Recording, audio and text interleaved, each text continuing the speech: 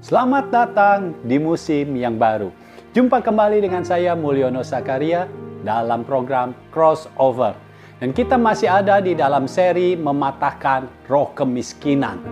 Dan kali ini kita masuk dalam episode keinginan instan. Nah, pertama-tama saya ingin memberitahu definisi roh kemiskinan. Roh kemiskinan adalah roh yang menghentikan kekayaan dalam hidup kita bahkan sampai ke generasi-generasi selanjutnya. Nah, roh kemiskinan ini yang membuat kita menjadi susah. Itu sebabnya seharusnya lah roh kemiskinan ini yang bukan berasal dari Tuhan kita patahkan, kita hancurkan. Dan roh kemiskinan ini yang mendorong kita untuk kita cepat kaya. Kita mau cepat kaya. Dan tanpa disadari karena keinginan untuk cepat kaya, kita mau menghalalkan segala cara. Dan kalau kita menghalalkan segala cara, kita tidak peduli orang lain akan susah atau tidak. Yang penting kita cepat kaya. Itu sebabnya roh kemiskinan ini harus kita hancurkan, harus kita patahkan. Karena roh kemiskinan ini juga yang mendorong para koruptor untuk mengambil uang. Karena dia takut kurang, dia takut susah, dia ambil uang negara. Ini waktunya kita bangkit sebagai orang-orang benarnya untuk menghancurkan roh kemiskinan. Ya, keinginan untuk cepat kaya itu ditimbulkan karena roh kemiskinan. Lalu, kekayaan yang mau diperoleh itu mau diperolehnya secara instan tanpa melalui proses. Jadi apa-apa secara instan. Kalau bisa begitu kita bekerja, kita udah langsung kaya. Kita memulai usaha, kita langsung kaya. Tidak bisa seperti itu. Itu sebabnya banyak orang menjadi tertipu. Karena ingin cepat kaya, dia melakukan investasi-investasi yang kenyataannya investasi-investasi sekarang banyak yang bodong atau banyak yang palsu, banyak yang tidak benar. Ketika pertama kali investasi mungkin mendapatkan return yang bagus, ya. Lalu setelah itu, mau lagi taruh uang yang lebih banyak lagi supaya dapat return yang lebih bagus lagi. Tetapi berapa banyak orang harus tertipu karena ketika dia taruh uang yang lebih besar lagi, tiba-tiba saja perusahaan atau orang yang kita berinvestasi kepadanya, tiba-tiba orangnya sudah tidak ada. Sehingga kita mengalami bukan kekayaan, tetapi kebangkrutan. Karena return pertama yang kita ambil, sudah kita investasikan kembali ke investasi yang belakangan. Jadi uang kita malah hilang. Bukan kekayaan yang kita dapat, tetapi malah kemiskinan, kekurangan uang. Uang kita yang melayang. Karena apa? Karena keinginan yang instan. Kita mau cepat kaya, tapi tidak memperdulikan prosesnya. Lalu, semua kekayaan jenis ini dicari oleh orang-orang yang tidak mengenal Allah. Ya, yang mau cepat kaya, keinginan untuk cepat kaya itu bukan berasal dari Tuhan. Karena orang-orang benar, anak-anak Tuhan tidak punya keinginan untuk cepat kaya, tetapi mereka lebih peduli kepada apa yang Tuhan mau dalam hidup mereka dan melalui hidup mereka. Ya, selanjutnya, orang-orang benar ini tidak mengejar kekayaan, tetapi pada akhirnya kekayaan datang juga di dalam kehidupan orang-orang benar. Ya, orang benar tidak bekerja untuk mendapatkan gaji, untuk mendapatkan uang, untuk mendapatkan upah, tetapi orang benar bekerja untuk merepresentasikan Kristus. Jadi dimanapun dia berada, Kristus terpancar lewat hidupnya. Dan orang benar lebih mementingkan proses daripada keinginan instan. Jadi prosesnya itu jauh lebih baik. Kita tahu beberapa tokoh di dalam Alkitab bisa meraih keberhasilan yang luar biasa yang berasal dari Tuhan. Tetapi tidak secara instan, tapi harus melalui proses. Kejadiannya sepertinya instan. Tetapi sebelumnya ada proses yang cukup banyak dan cukup panjang harus dilalui oleh para tokoh Alkitab untuk mencapai apa yang harus diraihnya. Demikian tips and tricks dari saya, biar Tuhan memberkati hidup saudara. See you at the next level.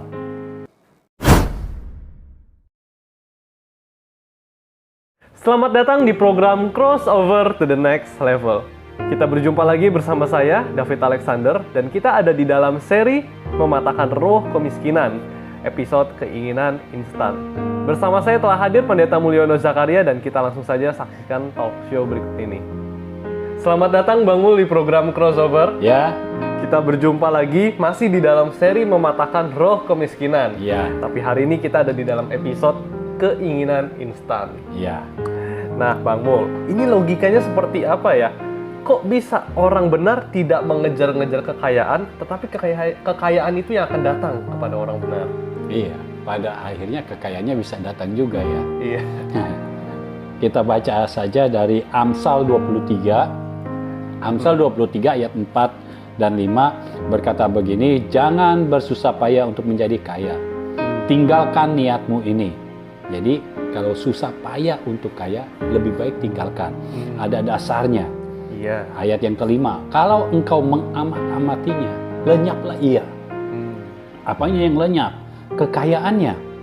Karena tiba-tiba ia bersayap, lalu terbang ke angkasa seperti Raja Wali. Iya. Kalau terbangnya dekat mungkin masih bisa kita kejar. Kalau sudah ke angkasa seperti Raja Wali kalau terbang itu tinggi sekali. Iya. Kita nggak bisa Uber. Ya, itu sebabnya Amsal berkata jangan bersusah payah untuk menjadi kaya.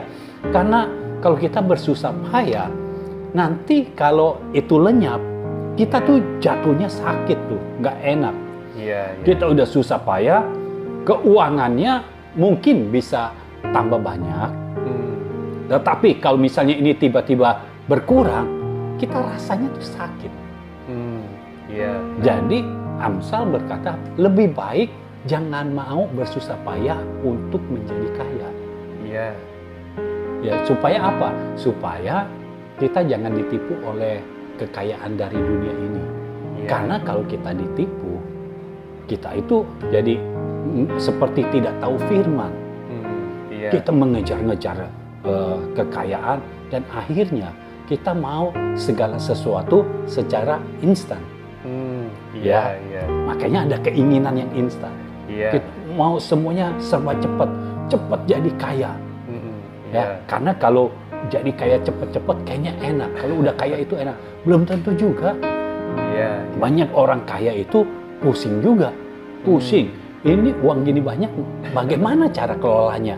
Jadi kalau kita tidak punya kemampuan untuk mengelola uangnya banyak, itu bikin kita pusing juga. Jadi lebih baik kita memperlengkapi diri dengan firman Tuhan, biar Tuhan sendiri yang memberkati kita. Ya, sehingga kita nggak bersusah payah untuk mencari kekayaan.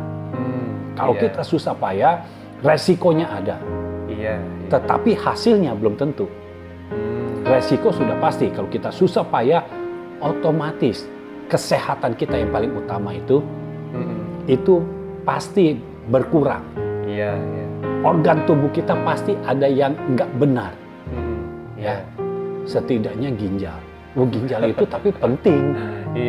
Nah, itu bisa pengaruh nanti akhirnya kalau kita sudah mendapatkan kekayaan, tidak taunya giliran mau menikmati kita sudah tidak punya kekuatan.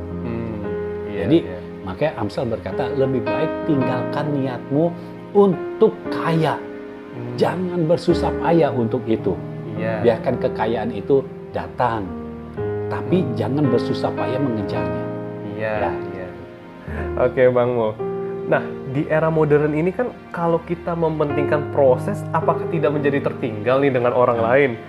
Ya, dalam segala aspek gitu. Misalnya dalam pengetahuan, keuangan, pekerjaan, orang lain udah sampai ujung, kita masih berkutat, berbenah di proses lagi gitu, Bang Mul. Iya, ini kan artinya ada keinginan instan kan. Kita tidak mau melalui proses. Kalau kita mau pulang ke rumah, kita mesti sebentar saja udah langsung sampai ke rumah. Kita tidak mau lewati jalan-jalan yang berliku-liku.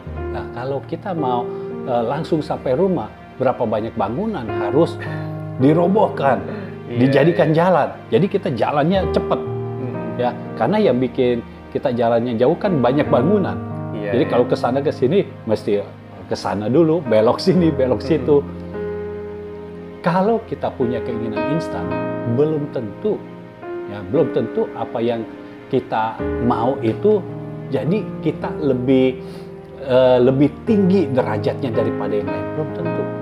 Kalau pengetahuan gitu, kita ini terus kita ini pengetahuan kita, belum tentu dengan bertambahnya pengetahuan kita, terus kita jadi tahu masalah orang lain atau masalah yang ada ini, kita mesti berbuat apa, solusinya apa? Karena kehidupan dengan pengetahuan itu berbeda. Ya, dalam kehidupan itu sangat dinamis. Ya, Iya. seseorang menghadapi masalah A dan orang lain menghadapi masalah A, ini bisa berbeda. Iya, iya. Cara menanggulanginya bisa beda dan kualitas masalahnya juga bisa berbeda. Iya, iya. Dan masing-masing orang punya cara sesuai dengan Tuhan memberinya bagaimana. Iya. Nah, kalau kita bilang apa kita nggak ketinggalan, belum tentu juga ketinggalan. Saya beri contoh Yusuf. Iya, iya. Yusuf, tahu kan Yusuf ya? Iya. Yusuf usianya 17 tahun. Waktu dia jadi budak. Iya. Lalu kemudian setelah dia melewati proses, usia berapa dia jadi penguasa? Usianya 30 tahun. Iya. Artinya 13 tahun kan? Iya. Nah, dalam jangka waktu 13 tahun, tiba-tiba saja Yusuf yang dari budak, kalau dalam perusahaan, budak itu apa? Levelnya pasti yang paling bawah kan? Iya. Ya, anggap apa? Office boy. Office boy. Lalu dia menjadi penguasa. Penguasa apa? CEO. Iya. Pernah nggak kita mendengar ada office boy dalam waktu 13 tahun jabatannya jadi CEO? Saya rasa belum pernah, kecuali ini office boy yang menyamar. Jadi sebetulnya dia anak dari pemiliknya. Iya. Ya. Iya. Nggak usah dalam waktu 13 tahun. 3 tahun juga dia bisa langsung jadi CEO.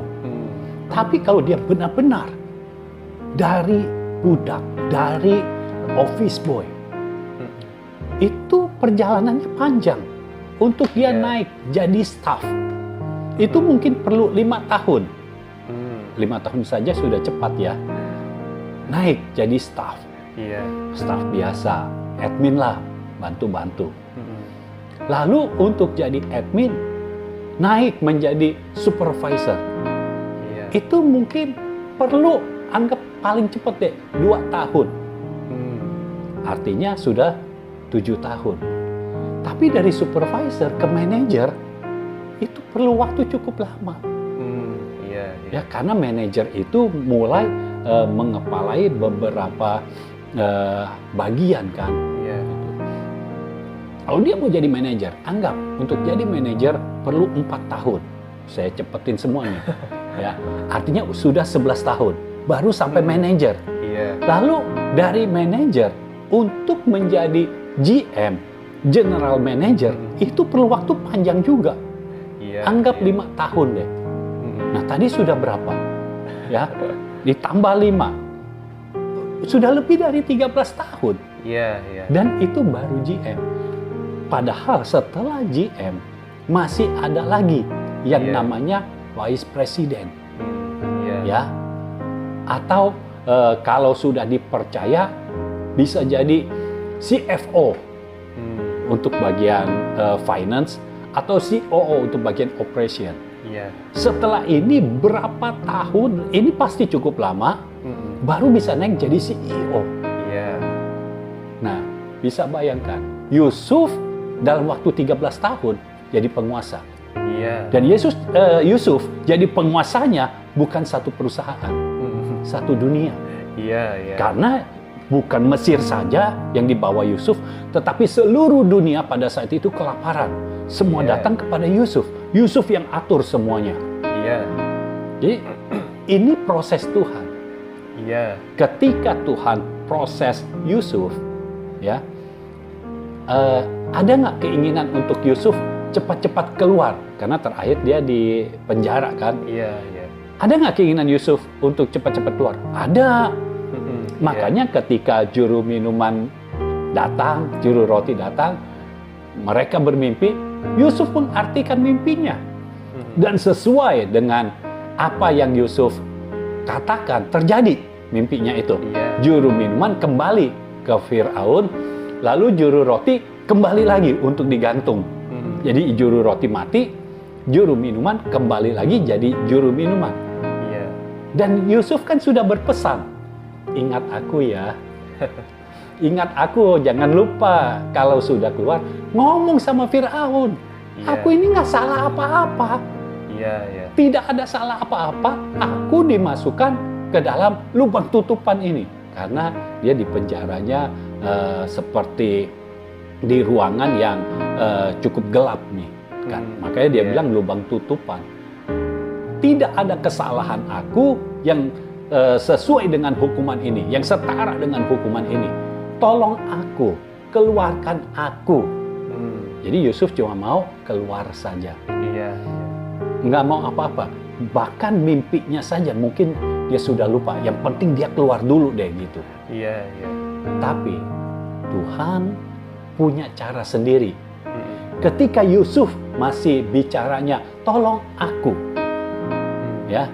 Lalu aku tidak bersalah. Gitu. Iya. Tidak ada hukuman yang seharusnya aku terima. Ya.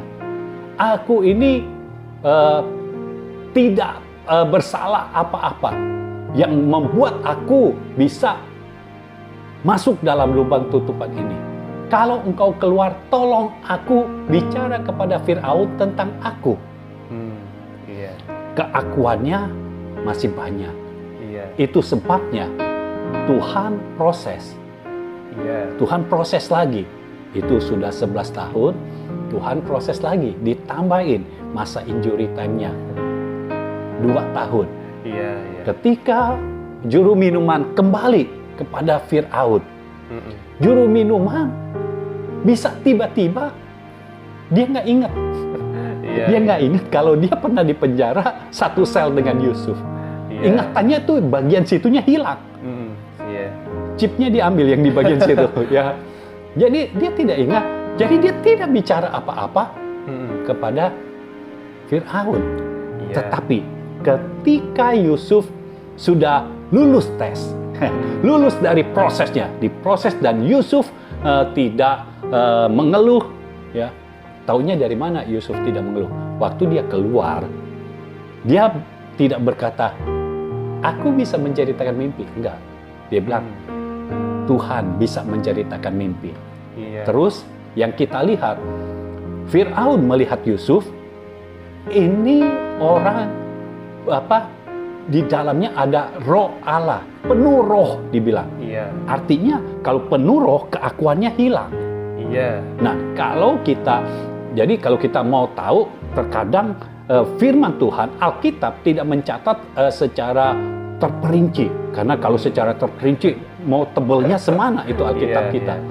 Nah, kita bisa lihat waktu Fir'aun bilang, Yusuf penuh dengan roh Allah, artinya keakuan Yusuf sudah hilang. Iya. Karena dia penuh roh. Orang yang penuh roh artinya keakuannya sudah dimatikan. Iya. Ya. Iya. Jadi Yusuf sudah mematikan keakuannya. Jadi 2 tahun kemudian itu tiba-tiba yang tadinya juru minuman lupa ingatan, tiba-tiba chipnya yang dilepas ditaruh lagi.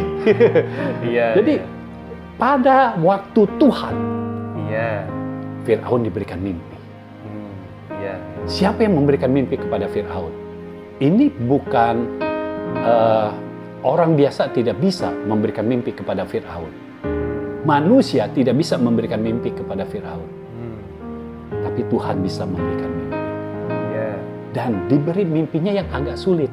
Karena di Mesir itu banyak tukang sihir. Iya. Ya, banyak ahli jampi. Jadi kalau mimpinya gampang, nanti diartiinnya gampang. Itu sebabnya diberi mimpi, mimpinya ada dua macam. Iya. Nah, Fir'aun jadi bingung karena nggak tahu mimpinya. Tapi mimpinya ini begitu mempengaruhi dia sampai dia tuh sepertinya ini nggak bisa nih, mesti ada yang artiin. Dipanggil kan ahli-ahli sihirnya, tukang jampinya, semuanya. Ya, pas dengar semua nggak ada yang ngerti. Kenapa? Pertama, sulit diartikan. Yang kedua, ada dua mimpinya. Iya. Nah, masalahnya kalau tidak bisa mengartikan tapi bilangnya bisa, itu hukuman mati itu. Fir'aun sangat berkuasa waktu itu. Iya. Fir'aun itu raja, bukan presiden. Iya. Jadi artinya kalau dia bilang mati, mesti mati orangnya. Iya. Beda kalau presiden. Oh, mesti banyak lika-likunya. Tetapi Fir'aun adalah raja. Iya. Jadi orang kalau tidak bisa artikan mimpi, jadi dia nggak mau mengartikan mimpi. Dia mendingan jujur, bebas dari hukuman mati. Jadi semua ahli sihir yang tadinya berhikmat, tanda kutip berhikmat, ya tukang jampi yang tadinya berhikmat, tiba-tiba hikmatnya juga hilang. Padahal itu hikmat manusia. Ditutup sama Tuhan. Iya. Kan sebenarnya dia bisa aja ngomong apa aja kan. Toh sama-sama nggak ngerti. Fir'aun juga nggak ngerti, dia juga nggak ngerti, ya udah. Iya. Tapi itu seperti ditutup. Bener-bener ini apa ya? Nggak ngerti sama sekali. Ditutup. Pikiran tukang sihir ditutup, tapi pikiran yang juru minum dibuka. Iya. Tiba-tiba dia ingat lagi. Iya. Nggak jadi amnesia. Dia ingat lagi. Oh, Fir'aun, saya baru ingat. Udah 2 tahun nih sebenarnya Fir'aun. Saya baru ingat. Dulu saya kan dijeblosin ke penjara tuh. Ingat nggak Fir'aun kan dulu jeblosin saya ke penjara gara-gara saya salah dikit gitu. Tapi waktu di penjara saya mimpi dan diartikan mimpinya. Nah, juru roti juga masuk penjara juga. Kita berdua senasib waktu itu. Tapi setelah kita mimpi, nasib kita berbeda. Nah, ada yang mengartikan, namanya Yusuf. Dia adanya di penjara. Nah, yang dia artikan, juru minuman tepat seperti yang dikatakan oleh Yusuf, kembali. Saya makanya kembali. Ya, saya mengangkat piala Fir'aun. Artinya itu minumannya Fir'aun. Bentuknya seperti piala, bukan piala yang besar itu langsung gitu, enggak. Bentuknya seperti piala, cawan gitu, seperti piala. Nah, itu khusus minuman untuk Fir'aun. Dia benar-benar mengangkat kembali. Lalu, juru roti dibilang akan diangkat tinggi. Tapi diangkat tingginya di tiang gantungan. Jadi mati. Dan itu tepat. Itu juru roti matinya di tiang gantungan. Jadi ada orangnya. Namanya Yusuf. Lalu, karena Yusuf sudah mau diproses oleh Tuhan. Dan dia menanggalkan keakuannya, mematikan keakuannya. Di waktu Tuhan, tiba-tiba saja dia dipanggil. Yusuf keluar. Ini udah waktunya. Kenapa? Fir'aun memanggil engkau. Oh, kepala penjara kan sayang sama Yusuf. Fir'aun panggil engkau. Oh, Yusuf deg-degan juga dong. Kan Yusuf belum tahu kalau dipanggil sama Fir'aun mau jadi penguasa. Yusuf belum tahu mau apa. Karena ada 2 kemungkinannya. Dalam pikirannya pasti gitu. Ada 2 kemungkinannya. Dia dihukum mati atau dia bebas. Cuma itu aja. Tetapi Tuhan memberikan segala sesuatu melampaui pikiran manusia. Ketika dipanggil, ya, Yusuf datang. Dia kan bingung. Tiba-tiba diberikan baju yang baru. Ya, mandi, dikasih minyak wangi, menghadap Fir'aun. Menghadap raja mesti wangi. Menghadap Fir'aun. Lalu tiba-tiba dia ceritakan mimpi. Singkat cerita, Yusuf jadi penguasa. Yusuf harus melalui proses. Kalau saja keinginan instan dia dipenuhi oleh Tuhan, pada saat dia masih memiliki keakuan yang tinggi, lalu juru minuman kembali kepada Fir'aun dan juru minuman ingat, dia langsung bicara kepada Fir'aun.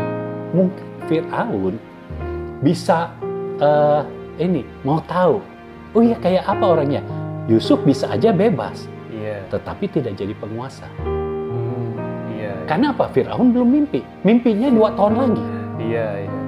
Tuhan itu yang mengatur waktu, Tuhan yang mengatur alam semesta ini, Dia Allah yang berdaulat. Itu sebabnya kita harus melewati proses. Bukan proses dari dunia ini, tapi proses dari Tuhan. Kalau kita mengikuti proses dari Tuhan, maka pasti kita berada di waktu Tuhan dengan lebih cepat daripada orang-orang dunia ini. Amin. Ini sama seperti kalau kita mau pergi ke Bali dari Jakarta, satu naik mobil, satu naik pesawat. Yang naik pesawat kita lihat pesawat, lama. Kita liatin, tutup di situ. Kalau naik mobil, dalam sekejap mata hilang. Apalagi begitu nyetir, langsung di atas 100 km per jam. Langsung hilang, hilang, udah nggak kelihatan. Pesawat masih kelihatan aja. Tapi kita tahu, 2 jam kemudian, yang naik pesawat sudah tiba di Bali. Yang naik mobil sudah 2 jam. Belum, Balinya masih tidak kelihatan. Dia masih perlu waktu yang lebih panjang lagi untuk sampai ke Bali. Artinya apa? Yang kelihatannya lama belum tentu bisa lebih lama. Dan yang lebih cepat belum tentu lebih cepat sampainya. Segala sesuatu diatur oleh Tuhan. Ada dalam kendali Tuhan. Kalau kita adalah anak-anaknya, kita orang yang percaya kepada Tuhan, maka Tuhan yang mengambil alih waktu-waktu kita, sehingga waktu Tuhan yang terbaik itu datang kepada kita. Amin. Oke Bang Mul, luar biasa sekali. Nah, kan ada nih orang yang ingin cepat kaya dengan cara tidak benar, contohnya kayak korupsi. Tetapi ada juga orang yang benar-benar giat bekerja, yang memiliki moto time is money. Nah, apakah keduanya ini terikat dengan roh kemiskinan? Iya, ini roh kemiskinan sudah masuk. Dalam hal apa? Ini yang masuk ini berupa tipu daya kekayaan. Dua-duanya mau instan kan? Mau cepat dapat uang. Kenapa orang mau korupsi? Karena dia mau cepat dapat uang banyak. Karena kalau dari gajinya, kok lama nggak dapat uang nih ya banyak. Kalau korupsi kan langsung miliaran. Kalau dikumpulin satu korupsi misalnya 10 miliar saja, ya berapa kali korupsi, udah kekumpul banyak ratusan miliar. Nah bisa berapa turunan dah. Tapi itu semua bisa lenyap begitu saja. Begitu tertangkap KPK, hancur. Ya, masalahnya keturunan yang tadinya bisa hidup baik, justru jadi sekolah, kuliah, jadi di ngomongin. Jadi nggak enak, nggak nyaman. Lalu kalau orang yang giat bekerja, sama tujuannya apa? Untuk bisa cepat kaya. Ya. Nah, keinginan cepat kaya ini bisa membunuh kita. Karena dengan giat terus kerja. Ya, sampai jam 2 pagi, tidur cuma 1 atau 2 jam kerja lagi. Tidur 1-2 jam kerja lagi. Akhirnya semua rusak. Kelihatannya masih ada tenaga, tetapi yang tidak kelihatan di dalam tubuh kita, organ-organ tubuh kita itu mulai ada yang rusak. Akhirnya tidak bisa menikmati kekayaan. Tetapi kalau Tuhan yang bekerja, ya, dan kita mengikuti, kita tidak ingin cepat kaya. Kita tahu proses dari Tuhan, kita ikutin prosesnya, maka tipu daya kekayaan ini tidak bisa menyentuh kita. Karena pikiran kita tidak berpikir apa-apa harus uang. Untuk punya mobil, kita mesti punya uang. Kita mesti berpikir sampai ekstrimnya. Kalau Tuhan memberikan kita langsung dari sorga, kita bisa terima. Toh yang kita butuhkan kan mobilnya ya, bukan uang. Iya, mikirnya uang.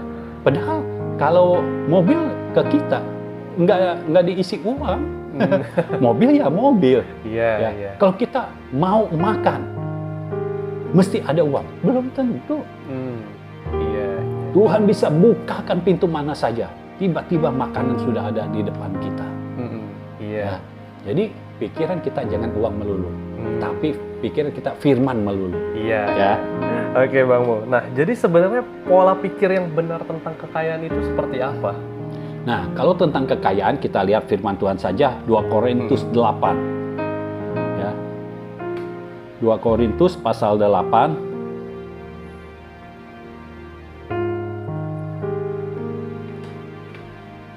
ayat 9. Karena kamu telah mengenal kasih karunia Tuhan kita Yesus Kristus, bahwa Ia yang oleh karena kamu menjadi miskin sekalipun Ia kaya, supaya kamu menjadi kaya oleh karena kemiskinannya. Jadi kalau kekayaan, kita berpikirnya kekayaan kita berasal dari Tuhan. Harus berasal dari Tuhan. Kekayaannya harus berasal dari sorga, bukan dari dunia ini. Sehingga kekayaan itu tidak membunuh kita. Tetapi dengan kekayaan itu kita bisa mempermuliakan nama Tuhan. Proyek Tuhan semakin banyak yang dibangun. Injil kerajaan semakin luas disebar, sehingga kita mempersiapkan orang-orang untuk menyambut kedatangan Yesus yang kedua kali. Ya, jadi kita tidak masuk di dalam tipu daya kekayaan, karena kita selalu berpikir kekayaan itu berasal dari Tuhan. Artinya kalau kita mau melakukan segala sesuatu, kita melakukan sesuai dengan yang Tuhan mau. Cara-cara kita adalah cara-cara Tuhan, cara-cara sorgawi, bukan cara-cara seperti dunia ini. Yang mau ambil uang seenaknya, yang menghalalkan segala cara. Kita tidak seperti itu. Kita percaya Tuhan yang akan memberkati kita. Ya. Nah Bang Mul, bagaimana nih kalau misalnya sejak lahir sudah ada keluarga yang kaya? Jadi mindsetnya itu udah terbentuk gitu, nggak bisa hidup miskin, maunya cepat kaya. Puji Tuhan kalau sudah lahir di keluarga yang kaya. Kalau sudah lahir di keluarga yang kaya, nggak usah punya keinginan untuk cepat kaya. Sudah kaya. Buat apa ingin cepat kaya? Orang sudah kaya. Nah, kalau sudah kaya, supaya kita tidak larut di dalam kekayaan itu, jadilah brothers keeper. Seperti Yusuf. Yusuf ketika kaya, karena seluruh dunia ini pusatnya di Yusuf. Ketika Yusuf punya kekuasaan yang sedemikian besar, punya pengaruh yang luar biasa, saudara-saudaranya dipelihara oleh Yusuf.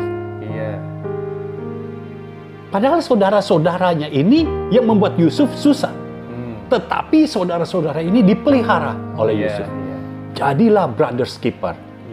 Ketika kita punya keuangan yang banyak, maka kita harus perhatikan pertama orang tua kita. Itu harus. Kedua, sumber anugerah, Bapa rohani. Ketiga, orang-orang yang dekat kita, saudara-saudara kandung kita.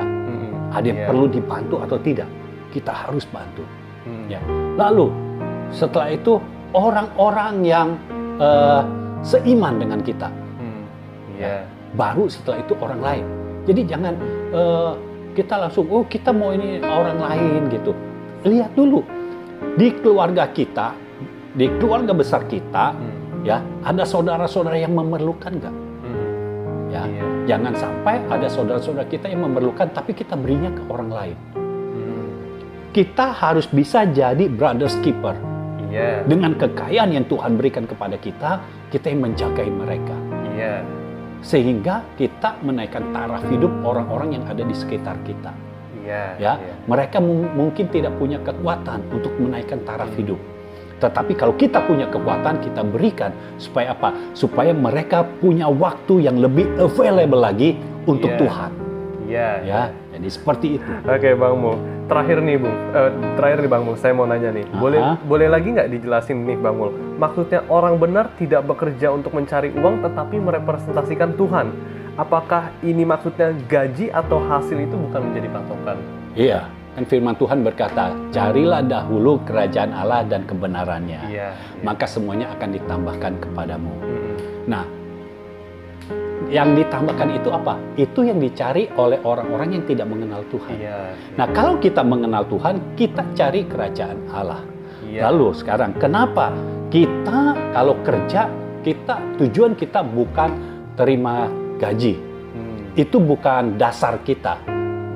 Walaupun kalau kita kerja, ya kita harus berhikmat lah. Jangan sampai kita kerja, udah nggak usah gaji saya. Nggak juga. Kita kerja terima gaji, tetapi itu bukan tujuan kita. Iya. Kita merepresentasikan Kristus. Iya. Nah, saya kasih tahu aja di Kisah Rasul pasal 11 ayat 21. Itu mereka yang menyebarkan Injil Kerajaan, mereka disebut Kristen pertama kalinya di Antioquia. Iya. Nah, kenapa mereka disebut Kristen? Kristen artinya little Christ, Kristus kecil. Nah, kenapa disebut Kristus kecil? Karena ayat-ayat sebelumnya kalau kita lihat, mereka itu waktu menyebarkan Injil tentang Kristus. Iya. Yesus yang disebarkan, bukan diri mereka. Ya. Lalu, ketika mereka menyampaikan kebenaran itu, mereka disertai dengan tanda-tanda heran dan mujizat. Iya. Ya. Terus yang ketiga, mereka melihat di Antioquia itu ini seperti Kristus waktu hidup. Waktu Yesus hidup, begini caranya. Yesus selalu memberitakan kerajaan Allah. Ya, Yesus selalu memberitahu tentang kebangkitannya dengan kuasanya, Roh Kudus. Itu yang diberitahukan oleh Yesus. Dan Yesus selalu disertai dengan tanda-tanda heran dan mujizat. Dan ini orang-orang ini sama seperti Yesus. Itu sebabnya dikatakan, oh ini Kristen, little Christ. Ini Kristus kecil. Makanya kita itu kalau ada dimanapun kita merepresentasikan Kristus. Iya. Ya, gaji itu karena dampak dari kita bekerja, kita dapat gaji. Tetapi kalau kita merepresentasikan Kristus dan Tuhan mau kita ada di tempat itu, percayalah dengan sendirinya kita akan mengalami kenaikan yang signifikan. Iya. Karena jalan hidup kita berbeda dari orang-orang di dunia ini. Iya. Kalau kita benar-benar merepresentasikan Kristus, maka Tuhan tidak pernah berhutang kepada kita. Ketika kita merepresentasikan Kristus, maka Tuhan yang akan memberkati kita dengan berkatnya yang berkelimpahan. Tidak pernah Tuhan memberikan kita kekurangan. Bahkan Tuhan tidak pernah memberikan hanya kecukupan. Tuhan mau memberikan kita kelimpahan di dalam setiap aspek kehidupan kita, termasuk dalam hal keuangan. Iya. Haleluya. Haleluya. Oke Bang Mul, terima kasih Bang Mul untuk hadirannya pada episode hari ini.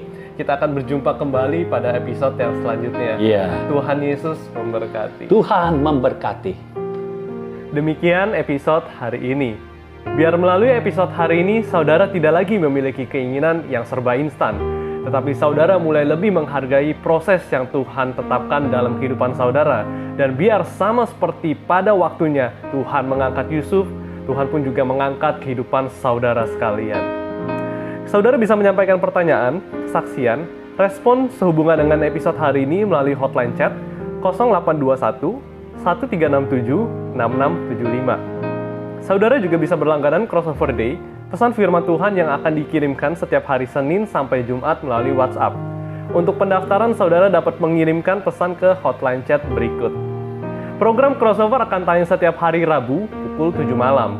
Saudara bisa klik like dan subscribe channel YouTube Mulyono Zakaria. Dan jangan lupa klik loncengnya. Saudara juga bisa follow Instagram JGF Indonesia. Saya David Alexander, kita berjumpa di episode yang selanjutnya.